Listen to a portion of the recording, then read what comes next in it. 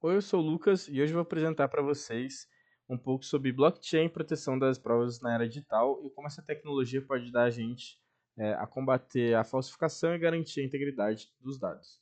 Então, primeiramente, a gente precisa entender qual é o nosso objeto de estudo, que é a prova digital, né? Então, eu peguei essa definição do José Antônio Ribeiro de Oliveira Silva, que diz que a prova judicial é todo mecanismo colocado à disposição das partes para que consigam convencer o juiz a respeito da existência do fato afirmado na causa de pedir, nas razões defensivas e ou em manifestações posteriores.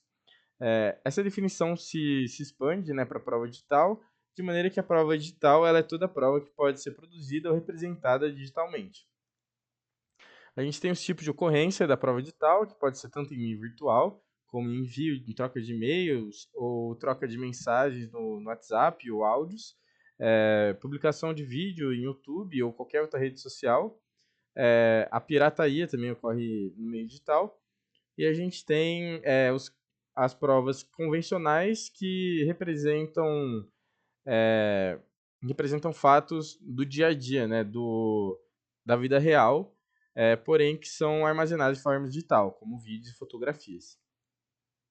O problema das provas digitais é que elas são muito fáceis de adulterar, porque como são dados virtuais, a gente pode, por exemplo, editar imagens e vídeos, manipular os metadados de arquivos digitais, falsificar conversas, mensagens e áudios. Hoje em dia, com as inteligências artificiais, a gente consegue fazer deepfakes e clonagem de voz, contaminação de provas físicas e biológicas que foram coletadas fisicamente, mas foram, né, digitalizadas, adulteração de logs e registros cronológicos.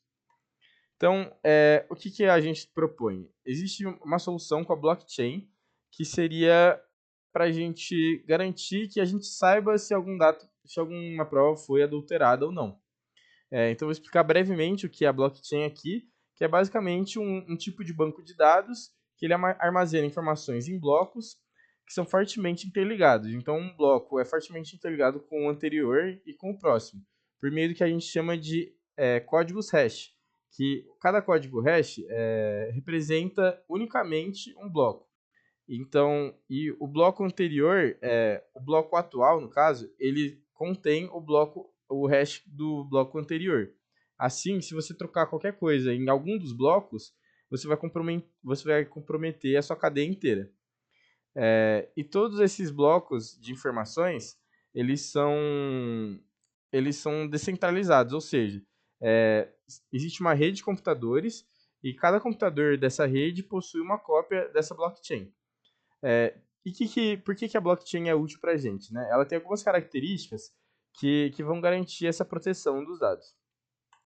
Essas características são a imutabilidade, porque você não pode mudar nenhum dado que está dentro da sua blockchain já, não tem como você retirar um dado da blockchain, você consegue colocar e não consegue alterar ele. Qualquer alteração vai mudar o código hash dele e vai comprometer a sua rede inteira.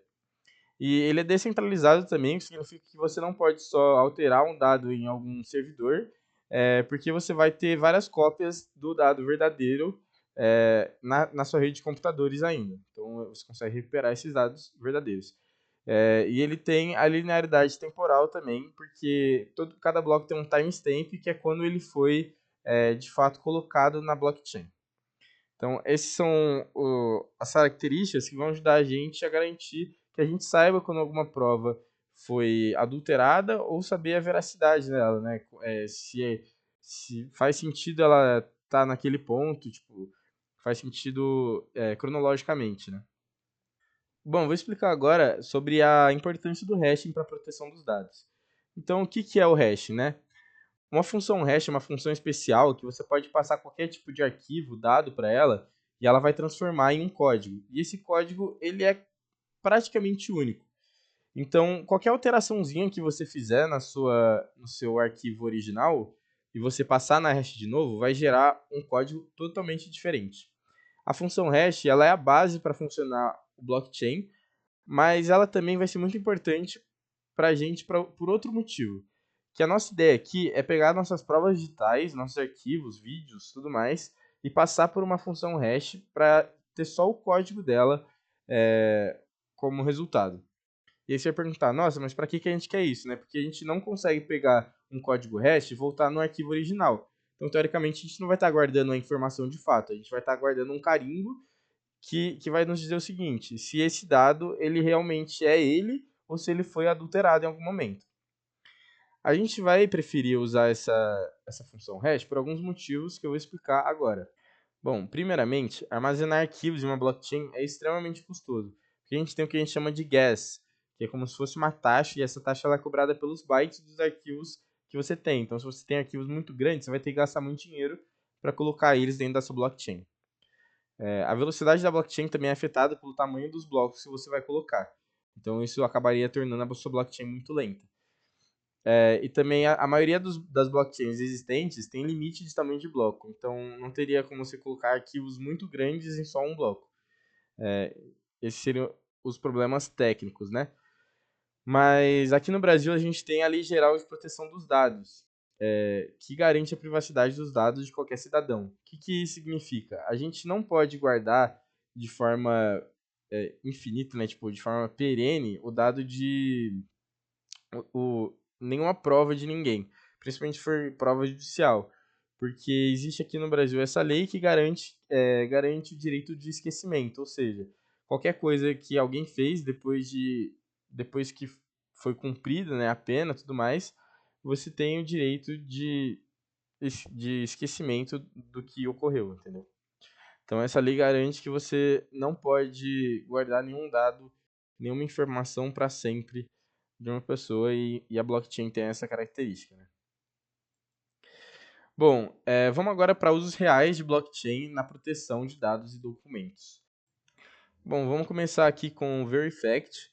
O Verifact é uma empresa brasileira que disponibiliza o serviço de navegação pela internet em ambiente seguro. Então, basicamente, você contrata o serviço deles, eles te disponibilizam uma seção no que eles chamam de ambiente seguro, né, que é como se fosse uma máquina virtual que está sendo monitorada o tempo todo para os dados obtidos serem realmente verídicos, ou seja, não tem a capacidade da pessoa alterar o que ela está mexendo ali. E nesse ambiente seguro, tudo vai sendo registrado. Então, todos os logs, todos os HTMLs, as páginas que a pessoa está acessando, todos os arquivos que são baixados e os metadados desses arquivos, isso é tudo registrado. E aí, isso tudo passa por uma função hash, e aí todos os hashes são passados por uma blockchain. Então, você vai ter esse registro, né? Esse registro imutável da sua hash, então dessa hash que é um carimbo para uma prova verdadeira de fato. Então, se alguma pessoa mostrar uma prova diferente da sua ou alguma versão diferente, você consegue mostrar a partir do seu hash que a sua versão é a verdadeira. Eles têm a efetividade comprovada por instituições públicas que confiam neles de fato. Então, o próprio Ministério Público tem uma nota de comprovação de efetividade e empresas privadas também têm. Bom, próximo sistema aqui é o e-notoriado. Esse e-notoriado ele é uma plataforma dos cartórios brasileiros que permite com que você faça atos notoriais de forma virtual. Então, o que antes era só feito de forma física, né, por exemplo, assinar contratos, assinar alocação de casas, etc., você teria que ir num cartório para fazer, hoje em dia é feito de forma virtual. Então, você faz uma conferência, né, entre o cidadão e o responsável do cartório, e aí as assinaturas digitais, os documentos assinados, tudo, são registrados, né, a hash deles são registradas em uma blockchain permissionada, ou seja, essa blockchain só quem tem acesso são os cartórios ou, sei lá, o Estado, sabe? Não é de acesso público. Bom, agora a gente vai falar sobre o exemplo do governo da Estônia. O governo da Estônia, eles têm uma integração do banco de dados deles com uma blockchain, para garantir que o banco de dados deles esteja sempre correto, né? Não esteja nenhum dado corrompido, nenhum dado adulterado. Então, como é que eles vão fazer isso? Basicamente, todo dado que entra, todos os registros que entram no banco de dados deles, e esse banco de dados são de registros médicos, locação de casas, tudo, qualquer documento do Estado entra nesse banco de dados. E aí, a cada segundo, todos os registros que entram são gerados hashes desses registros. E aí eles usam uma estrutura de dados que chama árvore de Merkle, que vai fazer o seguinte, ele vai gerando hashes a cada parzinho de dois hashes, né? Então, por exemplo, se em um segundo eu gerei 4 registros, eu vou gerar 4 hashes. E aí cada parzinho eu vou ter, por exemplo, esse par vai gerar uma hash e esse outro par vai gerar uma hash. E aí esses dois pares vão gerar uma hash até eu só ter uma dela. E aí, a partir do momento que eu tenho uma hash, eu vou colocar ela numa blockchain. Ou seja, a blockchain ela vai ter um hash para cada segundo de novos registros. O que isso significa? Você consegue ver se os registros que foram colocados naquele momento, naquele segundo, se todos eles estão em conformidade, né? Todos eles estão sendo, né, são os dados verdadeiros e não foram adulterados. Por mais que você não possa saber um a um, né, se cada registro foi de fato adulterado ou não, isso economiza muito espaço, porque a gente está falando aqui de um banco de dados do país inteiro da Estônia, né? E essa blockchain é pública, então todo mundo, seja empresa, seja pessoa física, qualquer pessoa pode acessar essa blockchain para saber se os dados estão corretos ou não, né? Estão em conformidade ou não. Bom, e agora vem uma proposta de solução com a blockchain que vai ser realizada, né, um protótipo por mim durante a disciplina. Então, a proposta é a seguinte: a proposta seria fazer um sistema meio que seria para ajudar o sistema judiciário brasileiro a manter uma cópia manter a hash dos arquivos das provas digitais do sistema brasileiro em uma blockchain. Então, a prototipação seria isso: é uma blockchain permissionada de uso judiciário, ou seja, não é uma blockchain pública, não vai ser todo mundo que consegue acessar as hashes, mas o sistema judiciário consegue acessar aí.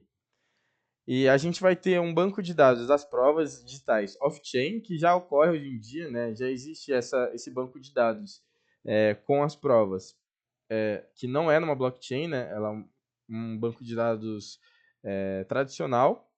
E as hashes dessas provas digitais e os metadados delas vão ser guardados dentro dessa blockchain. Então você vai garantir que você consegue saber se um dado um dado que está no servidor principal, off-chain, é verídico ou não ao consultar a hash dele na blockchain. Só que a gente tem aqui as vantagens e as desvantagens dessa solução. As vantagens são as seguintes. Como eu falei, ela permite a imutabilidade dos hashes. Então você não tem como, sei lá, refazer a sua prova, trocar o seu hash e trocar isso na blockchain, porque a blockchain não permite isso. Então você consegue sempre verificar se as provas foram adulteradas ou não. E a gente também tem o timestamp dos blocos da blockchain, que vai garantir a informação sobre a data e a hora que essas provas foram submetidas. Então a gente consegue ver se existe alguma inconformidade ou não. As desvantagens dessa solução são as seguintes: ela não garante que as provas que foram inseridas são realmente confiáveis ou não. Não dá para saber se as provas são verdadeiras ou não. Mas isso pode ser realizado antes de ser inserido no sistema, né? Que seria a responsabilidade do próprio sistema judiciário. E outro problema é o custo e escalabilidade para grandes bancos de dados. Como a gente pôde ver no banco de dados da Estônia, eles têm que perder um pouco dessa confiabilidade, né? Você não consegue saber um a um se cada dado foi adulterado ou não, porque é um banco de dados muito grande. Então você tem que acabar unificando isso e acaba perdendo um pouco dessa informação. Bom, muito obrigado pela atenção. Esse foi o meu seminário sobre blockchain e a proteção dos dados das provas digitais.